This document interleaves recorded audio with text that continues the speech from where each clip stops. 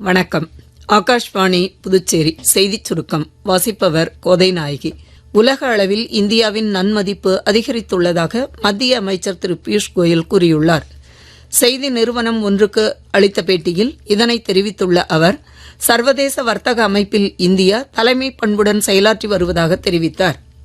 கப்பல் கட்டுமானத் துறையில் இந்தியா தென்கொரியா நாடுகளுக்கு இடையேயான ஒத்துழைப்பு அதிகரித்து வரும் இந்தியாவின் தேவைகளை பூர்த்தி செய்ய உதவிடும் என்றும், கப்பல் கட்டுமானத் துறையில் உலகின் முன்னணி வரும் 22 மற்றும் 23 தேதிகளில் திட்டமிட்டபடி நடைபெறும் என்று அந்நாட்டு அரசு தெரிவித்துள்ளது.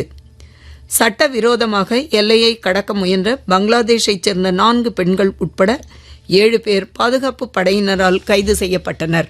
புதுடெல்லி செங்கோட்டை அருகே கடந்த 10ஆம் தேதி காரில் ஏற்பட்ட குண்டு வெடிப்பு சம்பவத்தை அடுத்து மூடப்பட்டிருந்த டெல்லி மெட்ரோவின் லால் கிலா நிலையத்தின் அனைத்து வாயில்களும் தற்போது பயணிகளுக்காக திறக்கப்பட்டுள்ளன. இன்று தேசிய பத்திரிகை தினம் கொண்டாடப்படுகிறது. இந்த ஆண்டிற்கான கருப்பொருள் அதிகரித்து வரும் தவறான தகவல்களுக்கு மத்தியில் பத்திரிகைகளின் நம்பகத்தன்மையை பாதுகாத்தல் என்பதாகும்.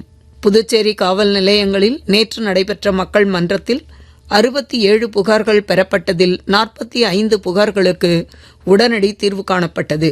கோவாவில் நடைபெற்று வரும் உலகக்கோப்பை செஸ் போட்டியில் காலிறுதிக்கு முந்தைய சுற்றில் அமெரிக்காவின் லேவோன் அரோனியனை வென்று இந்தியாவின் அர்ஜுன் எரிகைசி காலிறுதிக்கு முன்னேறியுள்ளார். உத்தரப்பிரதேச மாநிலம் கிரேட்டர் நொய்டாவில் 2025 உலகக்கோப்பை குத்துச்சண்டை போட்டிகள் இன்று முதல் வரும் 20ஆம் தேதி வரை நடைபெறவுள்ளன.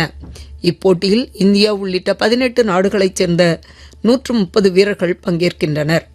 இத்துடன் இந்த செய்திச் சுருக்கம் நிறைவு பெறுகிறது.